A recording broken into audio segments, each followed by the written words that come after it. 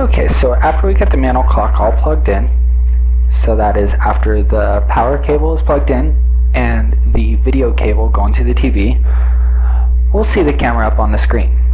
Now there's some icons up there. MD means for motion detect. The D1 means that there's a memory card inserted.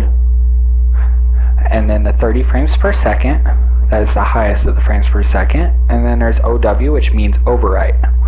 And then NTSC, which is the video format. And that's what you should see. Now that big red block in the top left hand corner, that means that it is recording. So let's go ahead and on the remote, go ahead and press menu. Now when you first get this device, you may want to go ahead and do a factory default. So we'll go ahead and press down until we get to system setting. And then press OK when you're over top of system setting. And you can see the down a little ways here is factory default. Just press the down arrow till you highlight the factory default and press OK. There's everything that it's going to factory reset. It's going to factory reset the video resolution, the frame rate, the schedule setting, the storage, the recording length, and the external trigger. So we're just going to go ahead and by default it's always highlighted on no.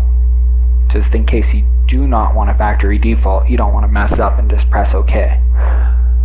So what we're going to do is we're going to press the up arrow once till yes is highlighted. And then we're going to go ahead and press OK. Now the device is back to factory settings. Anytime there's motion in front of the camera, it'll start recording. When there's no motion, it will not record. So the second thing that we'll probably want to do is go ahead and set the date and time. So we'll press the up arrow until we get to date and time. I'm not really going to explain any of the other stuff. It's pretty self-explanatory, language and status display and so on. So let's just go ahead and go up to date and time and then press OK once you got it highlighted. Go ahead and press OK again when adjust date and time is highlighted. And then we'll just go ahead and change the date to today's date. The up and down arrows is what adjusts the date and time.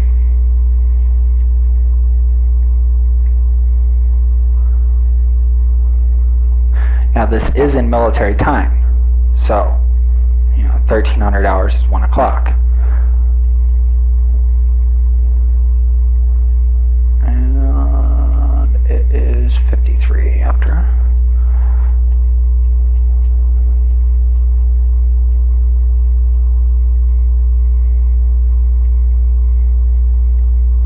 Okay, once we have the date and time selected, just go ahead and press OK. And then we'll be back at the date and time menu. Go ahead and press escape. And there's record length, which is the next up from system setting. Side record length, you have 15, 30, and 1 hour clip sizes. So if somebody's moving around in a room for 15 minutes, it'll make a second clip. Same with 30 minutes and 1 hour. If it's on motion detect, I really wouldn't worry about this and just keep this at 30 minutes. Then we have storage. Inside of storage you have overwrite, full stop, and delete all. Overwrite basically means that once the SD card is full, that it'll start overwriting the very last recorded or the first recorded time. So let's say the memory card fills up in 4 hours. On the 5th hour, the very first hour will be recorded over. On the 6th hour, the 2nd hour will be recorded over, etc., etc. And then we got full stop. Full stop means that when the memory card is full, the recording will stop. Delete all or format, that basically formats the card. Let's go ahead and format this card. And then press escape to get to the main menu again. Schedule setting. I really don't recommend messing with the schedule. So let's go up to motion setting. Now once motion setting is selected, go ahead and press OK. And you'll have two options, motion sensitivity and motion area. Motion sensitivity should be set to medium or low, depending on how much noise is in the camera. If this is in a dark room, you may want to put this on low.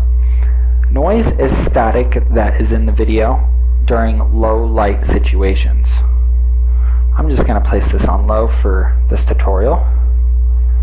Motion area. Let's say you have a fan in the top left-hand corner of the screen that's constantly picking up motion. What we would then do is select that area, press OK, and it will no longer be yellow. The non-yellow means it will not be picked up as motion. The yellow means anytime anything in the field is moving, it will pick up motion. So, for example, if there was a fan right here that was moving, it would not pick it up if it is not yellow. Press escape, and let's go to frame rate. Now we have a bunch of different choices. 1 frame per second, 2 frames per second, 3, 5, 15, and 30. These are pretty self-explanatory. 30 frames per second means that there's going to be 30 frames per second. Video resolution. We have 720 by 480 and 320 by 240. The difference is quality. 720 by 480 is going to be a bigger picture. So if you needed to zoom in on something, it'll be much easier. 320 by 240 at larger sizes will be more pixelated and harder to see. However, you'll get more video on your memory card. And that is about it. Let's go ahead and press OK. Or escape, I'm sorry. Now we have this set up on motion detect. Now if I turn this,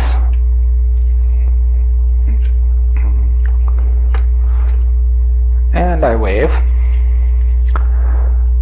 the red dot means that it is recording. When the red dot's gone, it is not recording.